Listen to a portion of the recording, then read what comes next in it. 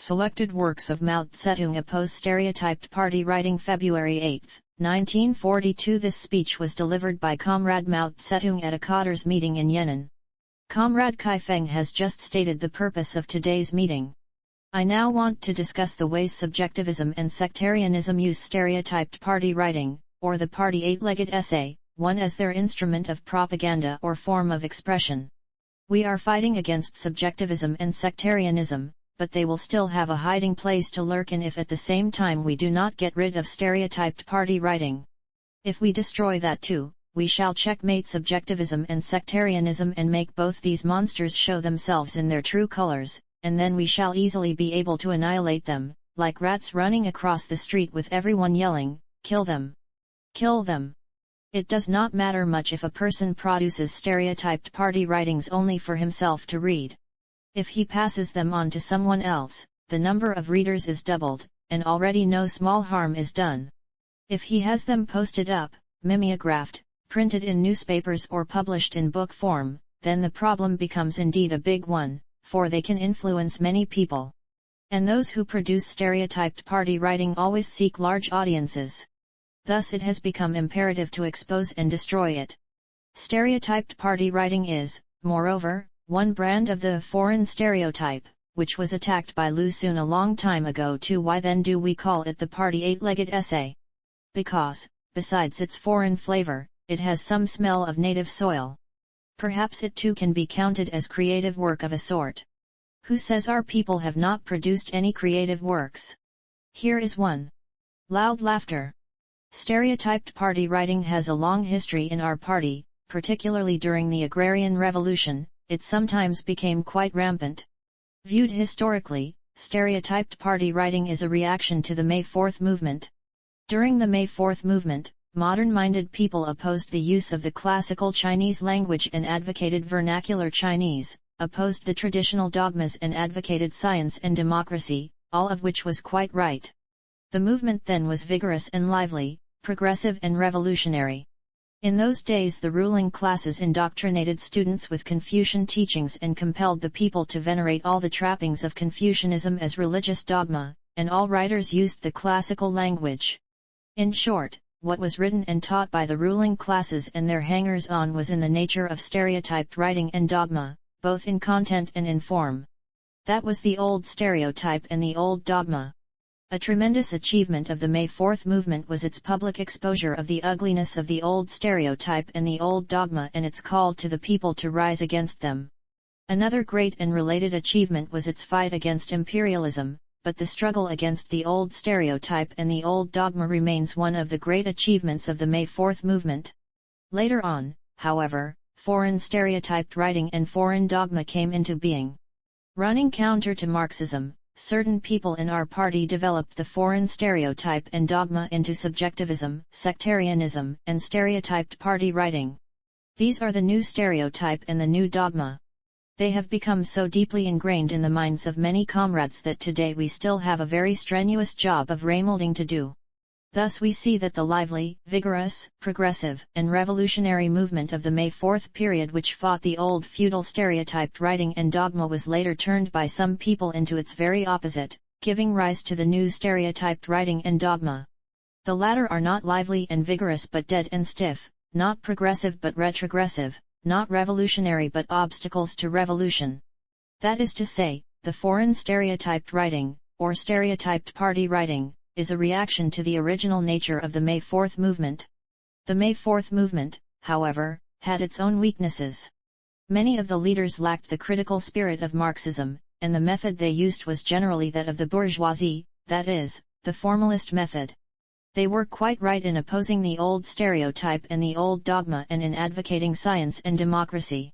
But in dealing with current conditions, with history, and with things foreign, they lacked the critical spirit of historical materialism and regarded what was bad as absolutely and wholly bad and what was good as absolutely and wholly good.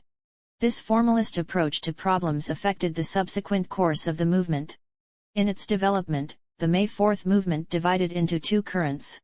One section inherited its scientific and democratic spirit and transformed it on the basis of Marxism. This is what the Communists and some non-party Marxists did.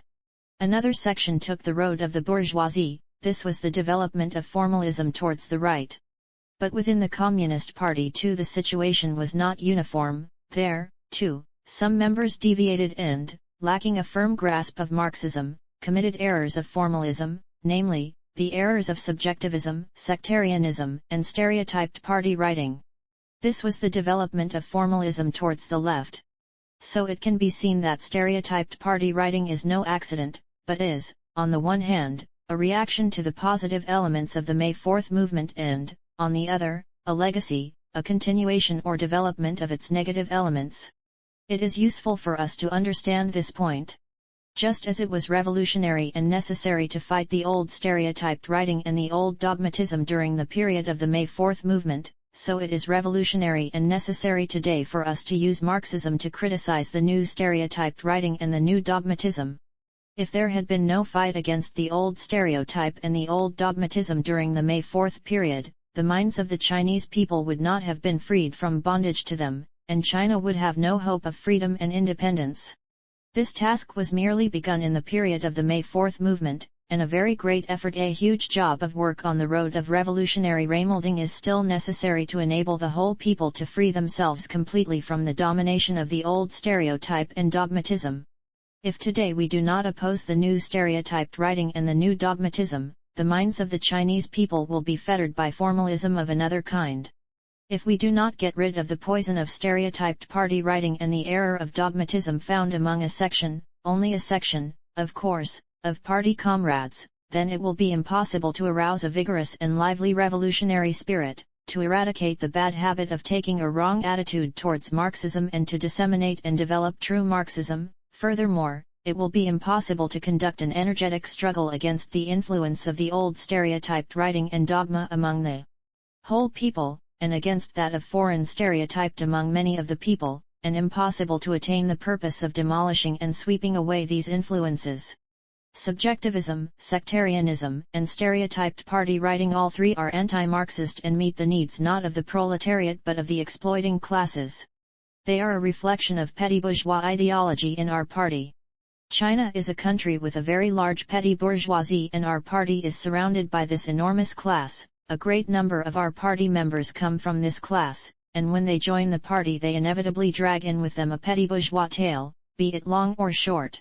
Unless checked and transformed, the fanaticism and one-sidedness of petty bourgeois revolutionaries can easily engender subjectivism and sectarianism, of which foreign stereotyped writing, or stereotyped party writing, is one form of expression. It is not easy to clean out these things and sweep them away. It must be done properly, that is, by taking pains to reason with people. If we reason earnestly and properly, it will be effective. The first thing to do in this reasoning process is to give the patient a good shake-up by shouting at him, "You are ill," so as to administer a shock and make him break out in a sweat, and then to give him sincere advice on getting treatment. Let us now analyze stereotyped party writing and see where its evils lie. Using poison as an antidote to poison, we shall imitate the form of the stereotyped 8-section essay and set forth the following 8 legs, which might be called the 8 major indictments. The first indictment against stereotyped party writing is that it fills endless pages with empty verbiage. Some of our comrades love to write long articles with no substance, very much like the foot bindings of a slattern, long as well as smelly. Why must they write such long and empty articles? There can be only one explanation: they are determined the masses shall not read them. Because the articles are long and empty, the masses shake their heads at the very sight of them. How can they be expected to read them? Such writings are good for nothing except to bluff the naive, among whom they spread bad influences and foster bad habits. On June 22 last year the Soviet Union began waging a gigantic war against aggression, and yet Stalin's speech on July 3 was only the length of an editorial in our Liberation Daily. Had any of our gentlemen written that speech, just imagine. It would have run to tens of thousands of words at a minimum. We are in the midst of a war, and we should learn how to write shorter and pithier articles. Although there is as yet no fighting here in Yenin, our troops at the front are daily engaged in battle, and the people in the rear are busy at work. If articles are too long, who will read them? Some comrades at the front, too, like to write long reports. They take pains over writing them and send them here for us to read. But who has the hardihood to read them? If long and empty articles are no good, are short and empty ones any better? They are no good either. We should forbid all empty talk. But the first and foremost task is to throw the long, smelly foot bindings of the slattern into the dustbin. Some may ask, isn't capital very long? What are we to do about that? The answer is simple, just go on reading it. There is a proverb, sing different songs on different mountains, another runs, fit the appetite to the dishes and the dress to the figure. Whatever we do must be done according to actual circumstances, and it is the same with writing articles and making speeches. What we oppose is long-winded and empty stereotyped writing, but we do not mean that everything must necessarily be short in order to be good. True, we need short articles in wartime, but above all we need articles that have substance.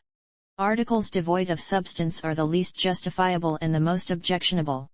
The same applies to speech-making. We must put an end to all empty, long-winded speeches.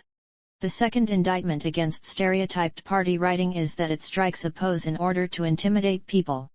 Some stereotyped party writing is not only long and empty, but also pretentious with the deliberate intention of intimidating people. It carries the worst kind of poison. Writing long-winded and empty articles may be set down to immaturity, but striking a pose to overawe people is not merely immature but downright knavish. Lu Xun once said in criticism of such people, hurling insults and threats is certainly not fighting. 3. What is scientific never fears criticism, for science is truth and fears no refutation. But those who write subjectivist and sectarian articles and speeches in the form of party stereotypes fear refutation, are very cowardly, and therefore rely on pretentiousness to overawe others, believing that they can thereby silence people and win the day. Such pretentiousness cannot reflect truth but is an obstacle to truth. Truth does not strike a pose to overawe people but talks and acts honestly and sincerely. Two terms used to appear in the articles and speeches of many comrades, one being ruthless struggle and the other merciless blows. Measures of that kind are entirely necessary against the enemy or against enemy ideology, but to use them against our own comrades is wrong. It often happens that enemies and enemy ideology infiltrate into the party, as is discussed in item 4 of the conclusion of the History of the Communist Party of the Soviet Union, Bolsheviks, short course. Against these enemies, we must undoubtedly resort to ruthless struggle and merciless blows, because the scoundrels use these very measures against the party. If we were tolerant of them, we should fall right into their trap. But the same measures should not be used against comrades who occasionally make mistakes. To them we should apply the method of criticism and self-criticism, the method indicated in item 5 of the conclusion of the History of the Communist Party of the Soviet Union, Bolsheviks, short course.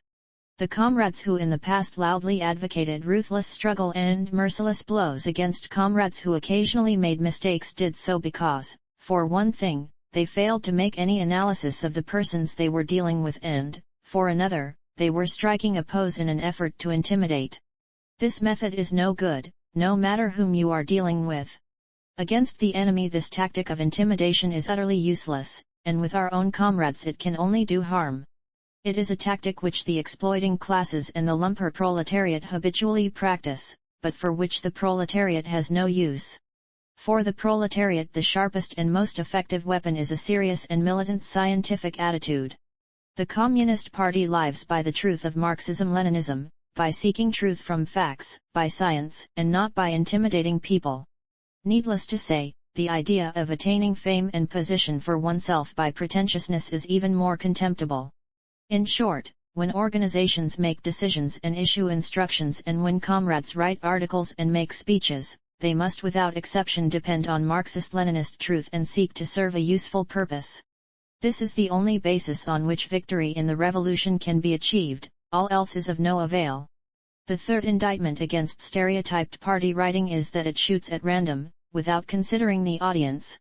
A few years ago a slogan appeared on the Yenin city wall which read, "Working men and peasants, unite and strive for victory in the war of resistance against Japan." The idea of the slogan was not at all bad, but the character Kung Kung, meaning working in Kung Gen, meaning working men, was written as zigzag, with its perpendicular stroke twisted into a zigzag. How about the character Gen, meaning men? It became 3 slanting, with 3 slanting strokes added to its right leg. The comrade who wrote this was no doubt a disciple of the ancient scholars, but it is rather baffling why he should have written such characters in such a place, on the Yan'an city wall, at the time of the War of Resistance. Perhaps he had taken a vow that the common people should not read them. It is difficult to explain otherwise.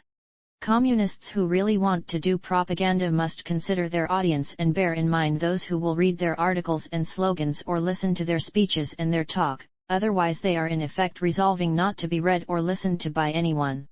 Many people often take it for granted that what they write and say can be easily understood by everybody, when it is not so at all. How can people understand them when they write and speak in party stereotypes?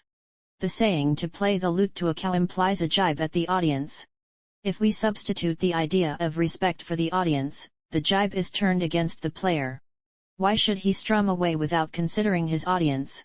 What is worse, he is producing a party stereotype as raucous as a crow, and yet he insists on cawing at the masses. When shooting an arrow, one must aim at the target; when playing the lute, one must consider the listener. How, then, can one write articles or make speeches without taking the reader or the audience into account? Suppose we want to make friends with a person, whoever he may be, can we become bosom friends if we do not understand each other's hearts, do not know each other's thoughts? It simply will not do for our propaganda workers to rattle on without investigating, studying, and analyzing their audience. The fourth indictment against stereotyped party writing is its drab language that reminds one of a python. Like our stereotyped party writing, the creatures known in Shanghai as Little Python are wizened and ugly.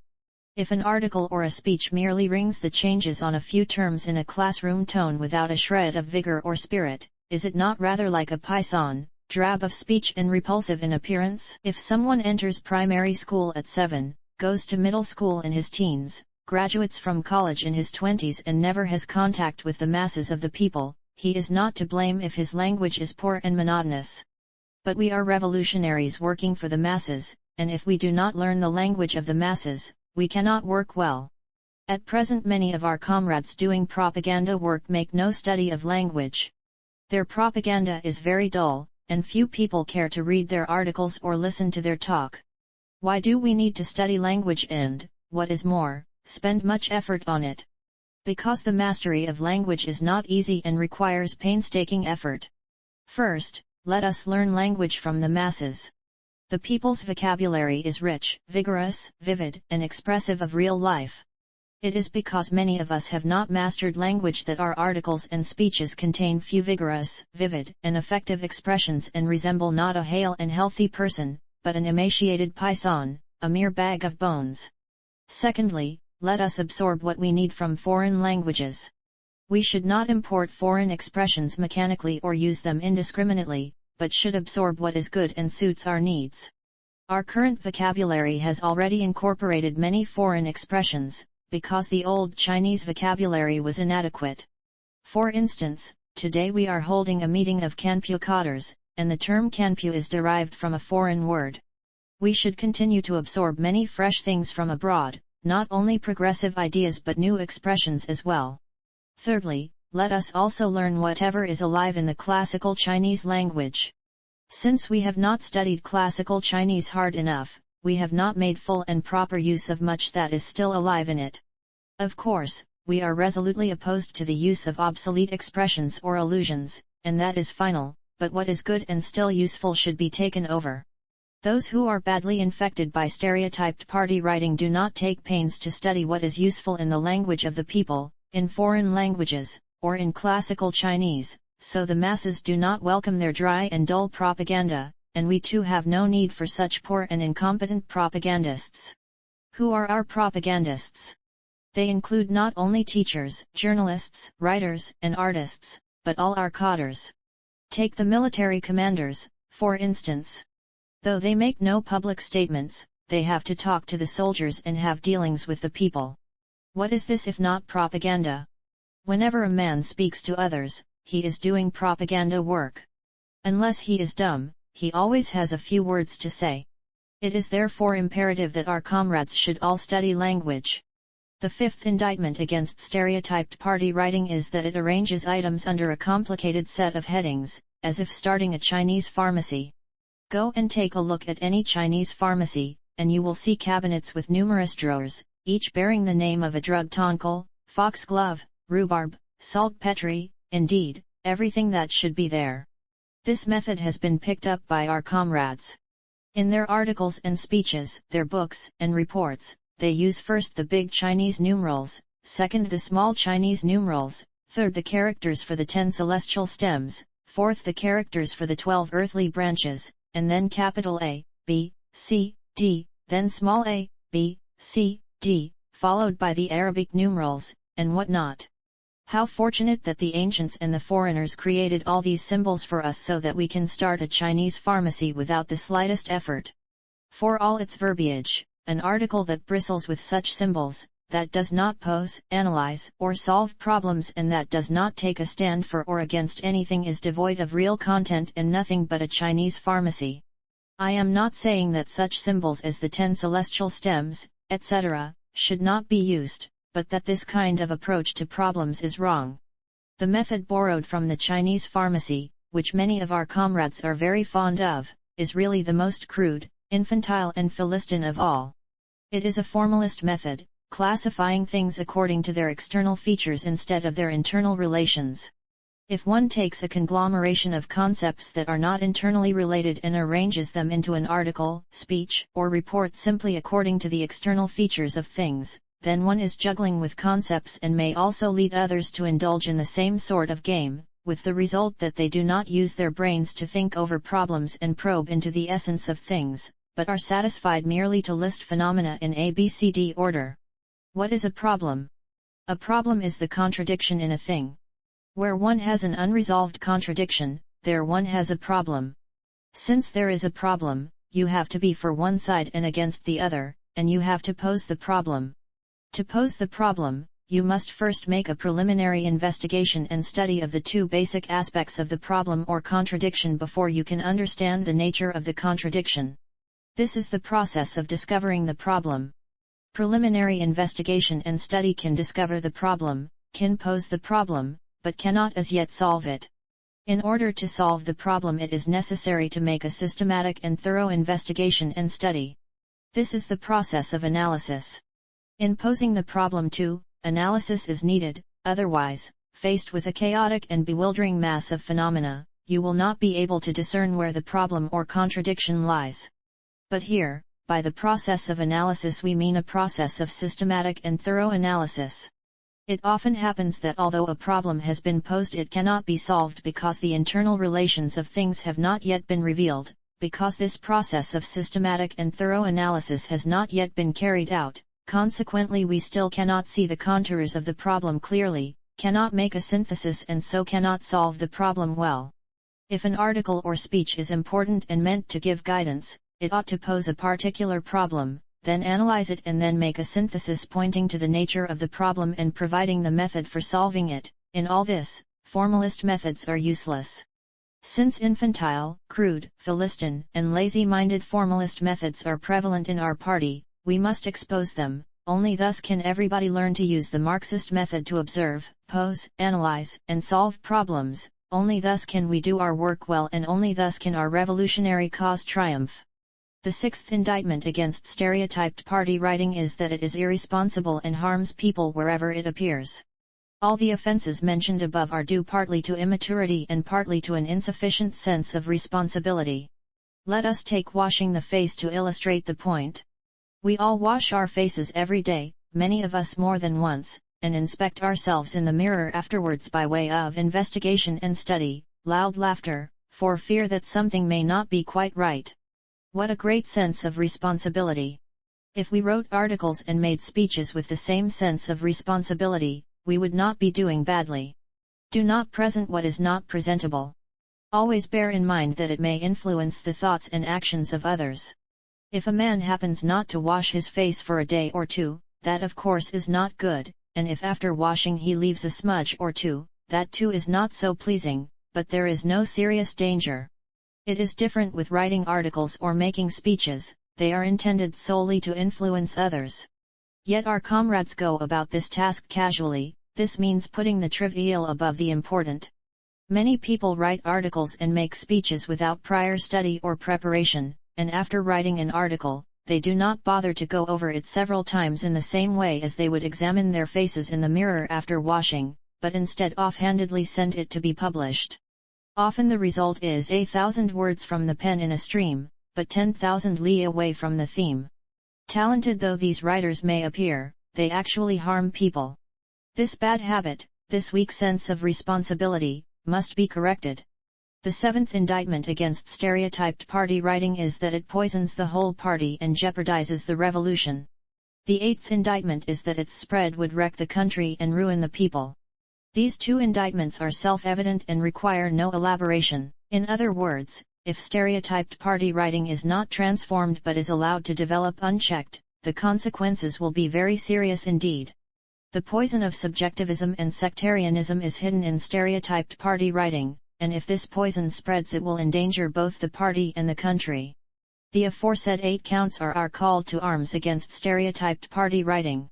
As a form, the party stereotype is not only unsuitable for expressing the revolutionary spirit but is apt to stifle it. To develop the revolutionary spirit it is necessary to discard stereotyped party writing and instead to adopt the Marxist-Leninist style of writing, which is vigorous, lively, fresh, and forceful. This style of writing has existed for a long time, but is yet to be enriched and spread widely among us. When we have destroyed foreign stereotyped writing and stereotyped party writing, we can enrich our new style of writing and spread it widely, thereby advancing the party's revolutionary cause. The party stereotype is not only confined to articles and speeches, but is also found in the conduct of meetings. 1. Opening announcement, 2. Report, 3. Discussion, 4. Conclusions, and 5. Adjournment. If this rigid procedure is followed at every meeting, large or small, everywhere and every time, is not that another party stereotype? When reports are made at meetings they often go as follows: 1. The international situation, 2. The domestic situation, 3. The border region, and 4. Our own department, and the meetings often last from morning till night, with even those having nothing to say taking the floor, as though they would let the others down unless they spoke. In short, there is a disregard for actual conditions and deadly adherence to rigid old forms and habits. Should we not correct all these things too? Nowadays many people are calling for a transformation to a national, scientific, and mass style. That is very good. But transformation means thorough change, from top to bottom and inside out. Yet some people who have not made even a slight change are calling for a transformation. I would therefore advise these comrades to begin by making just a little change before they go on to transform, or else they will remain entangled in dogmatism and stereotyped party writing. This can be described as having grandiose aims but puny abilities, great ambition but little talent, and it will accomplish nothing. So whoever talks glibly about transformation to a mass style while in fact he is stuck fast in his own small circle had better watch out, or someday one of the masses may bump into him along the road and say, "What about all this transformation, sir? Can I see a bit of it, please?" and he will be in a fix. If he is not just prating but sincerely wants to transform to a mass style, he must really go among the common people and learn from them, otherwise his transformation will remain up in the air. There are some who keep clamoring for transformation to a mass style but cannot speak 3 sentences in the language of the common people. It shows they are not really determined to learn from the masses. Their minds are still confined to their own small circles. At this meeting copies of a guide to propaganda, a pamphlet containing 4 articles, have been distributed, and I advise our comrades to read and reread it. The first piece, composed of excerpts from the History of the Communist Party of the Soviet Union, Bolsheviks, short course, deals with the way Lenin did propaganda work. It describes, among other things, how Lenin wrote leaflets. Under Lenin's guidance, this St. Petersburg League of Struggle for the Emancipation of the Working Class was the first body in Russia that began to unite socialism with the working class movement. When a strike broke out in some factory, the League of Struggle, which through the members of its circles was kept well posted on the state of affairs in the factories, immediately responded by issuing leaflets and socialist proclamations. These leaflets exposed the oppression of the workers by the manufacturers, explained how the workers should fight for their interests, and set forth the workers' demands. The leaflets told the plain truth about the ulcers of capitalism, the poverty of the workers, their intolerably hard-working day of 12 to 14 hours, and their utter lack of rights. They also put forward appropriate political demands. Take note, well posted in told the plain truth. Again, with the collaboration of the worker Babushkin, Lenin at the end of 1894 wrote the first agitational leaflet of this kind and an appeal to the workers of the Semyonikov works in St. Petersburg who were on strike. To write a leaflet, you must consult with comrades who are well posted on the state of affairs. It was on the basis of such investigation and study that Lenin wrote and worked. Every leaflet greatly helped to stiffen the spirit of the workers. They saw that the socialists were helping and defending them. For do we agree with Lenin? If we do, we must work in the spirit of Lenin. That is, we must do as Lenin did and not fill endless pages with verbiage, or shoot at random without considering the audience, or become self-opinionated and bombastic. The second piece is composed of excerpts from Dimitrov's statements at the 7th World Congress of the Communist International. What did Dimitrov say? He said, "We must learn to talk to the masses, not in the language of book formulas, but in the language of fighters for the cause of the masses, whose every word, whose every idea reflects the innermost thoughts and sentiments of millions." 5 And again, the masses cannot assimilate our decisions unless we learn to speak the language which the masses understand. We do not always know how to speak simply, concretely, in images which are familiar and intelligible to the masses. We are still unable to refrain from abstract formulas which we have learned by rote. As a matter of fact, if you look through our leaflets, newspapers, resolutions, and theses, you will find that they are often written in a language and style so heavy that they are difficult for even our party functionaries to understand, let alone the rank-and-file workers. 6 Well, does not Dimitrov put his finger on our weak spot? Apparently, stereotyped party writing exists in foreign countries as well as in China, so you can see it is a common disease. Laughter. In any case, we should cure our own disease quickly in accordance with Comrade Dimitrov's injunction. Every one of us must make this a law, a Bolshevik law, an elementary rule. When writing or speaking, always have in mind the rank-and-file worker who must understand you, must believe in your appeal and be ready to follow you. You must have in mind those for whom you rewrite, to whom you speak. 7 This is the prescription made out for us by the Communist International, a prescription that must be followed. Let it be a law for us. The third article, selected from the complete works of Lu Xun, is the author's reply to the magazine The Dipper 8 discussing how to write. What did Lu Xun say? Altogether he set forth 8 rules of writing, some of which I shall pick out for comment here. Rule L, pay close attention to all manner of things, observe more, and if you have observed only a little, then do not write. What he says is, pay close attention to all manner of things, not just to one thing or half a thing. He says observe more, not just take a look or half a look. How about us? Don't we often do exactly the opposite and write after having observed only a little? Rule 2, do not force yourself to write when you have nothing to say. What about us? Don't we often force ourselves to write a great deal when it is all too clear that there is nothing in our heads? It is sheer irresponsibility to pick up the pen and force ourselves to write without investigation or study. Rule 4, after writing something, read it over twice at least, and do your utmost to strike out non-essential words, sentences, and paragraphs, without the slightest compunction.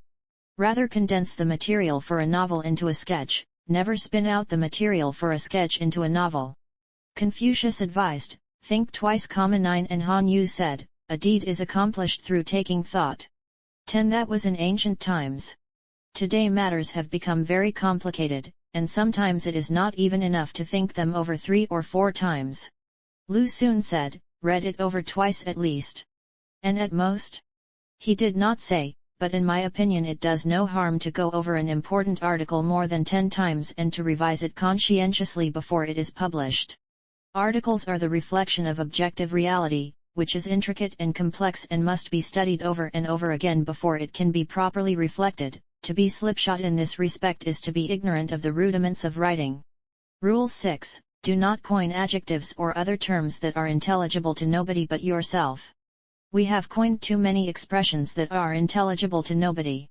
Sometimes a single clause runs to 40 or 50 words and is packed with adjectives or other terms that are intelligible to nobody. Many who never tire of professing to follow Lu Xun are the very ones who turn their backs on him. The last piece is taken from the report on how to develop a national style of propaganda, which was adopted at the 6th plenary session of the 6th Central Committee of the Communist Party of China. At that session held in 1938, we said that any talk about Marxism apart from China's specific characteristics is only Marxism in the abstract, Marxism in a vacuum. That is to say, we must oppose all empty talk about Marxism, and communists living in China must study Marxism by linking it with the realities of the Chinese Revolution. The report said, foreign stereotypes must be abolished, there must be less singing of empty, abstract tunes, and dogmatism must be laid to rest, they must be replaced by the fresh, lively Chinese style and spirit which the common people of China love. To separate internationalist content from national form is the practice of those who do not understand the first thing about internationalism. We, on the contrary, must link the two closely. In this matter there are serious errors in our ranks which should be conscientiously overcome. The abolition of foreign stereotypes was demanded in that report, yet some comrades are still promoting them. Less singing of empty, abstract tunes was demanded, yet some comrades are obstinately singing more. The demand was made that dogmatism be laid to rest, yet some comrades are telling it to get out of bed. In short, many people have let this report which was adopted at the 6th plenary session go in one ear and out of the other, as if willfully opposed to it. The Central Committee has now made the decision that we must discard stereotyped party writing, dogmatism and the like once and for all, and that is why I have come and talked at some length. I hope that comrades will think over and analyze what I have said and that each comrade will also analyze his own particular case. Everyone should carefully examine himself, talk over with his close friends and the comrades around him whatever he has clarified and really get rid of his own defects. Notes 1. For stereotyped party writing, see Rectify the Party's Style of Work, Note 1, p. 50 of this volume. 2. Opposition to stereotyped writing, whether old or new, runs all through Lu Xun's works. The foreign stereotype was developed after the May 4th movement by some shallow bourgeois and petty bourgeois intellectuals and, disseminated by them, existed for a long time among revolutionary cultural workers. In a number of essays, Lu Xun fought against the foreign stereotype as found in their ranks and condemned it in these terms: a clean sweep should be made of all stereotyped writings, whether old or new. For instance, it is also a kind of stereotype if all one can do is to hurl insults, threaten or even pass sentence and merely copy old formulas and apply these indiscriminately to every fact, instead of specifically and concretely using formulas derived from science to interpret the new facts and phenomena which emerge every day. A reply to Chu Xiaosha's letter, appended to Giving the Show Away. 3. Hurling insults and threats is certainly not fighting was the title of an essay written in 1932 and included in the collection Mixed Dialects, Lu Xun, Complete Works, Chin ed., 1957, Volume V. 4. See History of the Communist Party of the Soviet Union, Bolsheviks, Short Course, ENG ed., FLPH, Moscow, 1951, pages 36-37. 5. Georgy Dimitrov, Unity of the Working Class Against Fascism, Selected Articles and Speeches, ENG ed., Lawrence and Wishart, London, 1951, pages 116-17. 6. Ibid, pages 132-33. 7. Ibid, p. 135. 8. The Dipper was a monthly published in 1931 and 1932 by the League of Chinese Left-Wing Writers. In reply to the question put by the Dipper is included in the collection Two Hearts, Lu Xun, Complete Works, Chin ed., Volume 4. 9. From Confucian Analects, Book V, Kung Ye Chang. 10. Han Yu, 768-824, was a famous Chinese writer of the Tang dynasty. In his essay The Scholar's Apologia he wrote, "A deed is accomplished through taking thought and fails through lack of thought." Transcription by the Maoist Documentation Project. HTML revised 2004 by Marxists.org. Selected works of Mao Zedong.